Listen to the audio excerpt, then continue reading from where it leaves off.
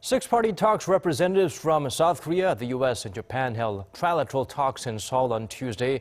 Our Kwon Soa starts us off with a meeting that comes on the heels of UNSC's new sanctions on North Korea late last month and independent sanctions by the three countries.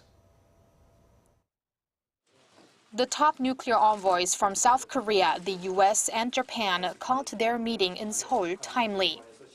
As a result of the first trilateral encounter between the three countries in 6 months, Kim Hong-kyun, Joseph Yun and Kenji Kanasugi vowed to work together to increase the effectiveness of the multilateral and unilateral sanctions on North Korea, given the seriousness of the regime's nuclear and missile threats.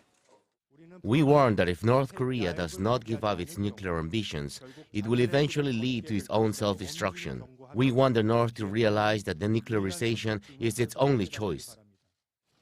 The nuclear envoys agreed to maintain a round-the-clock information sharing system that includes close monitoring of the North's coal exports, in line with a new restriction on coal implemented through the UN Security Council's latest resolution adopted late last month. While China's Commerce Ministry recently announced a temporary suspension of coal imports from the north, there are lingering concerns that it won't be easy to control trade between the two longtime allies. The three envoys said they will work on getting both China and Russia, which are also six-party members, to fully cooperate on the UN sanctions. But they did not seem to be open to dialogue with the other six-party member, North Korea.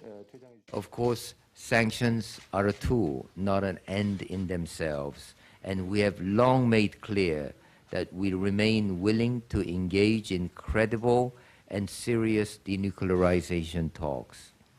Unfortunately, the DPRK's response, an escalating pattern of ballistic missile launches, nuclear tests, and inflammatory rhetoric underscores that it is not ready. While the representatives seem to agree that the talks were productive, there are concerns about the political transitions here in Seoul and in Washington that could be an obstacle in dealing with North Korea issues. The South Korean government remains on alert as it has said several times that Pyongyang could conduct another provocation anytime. Kwon Soa, Arirang News.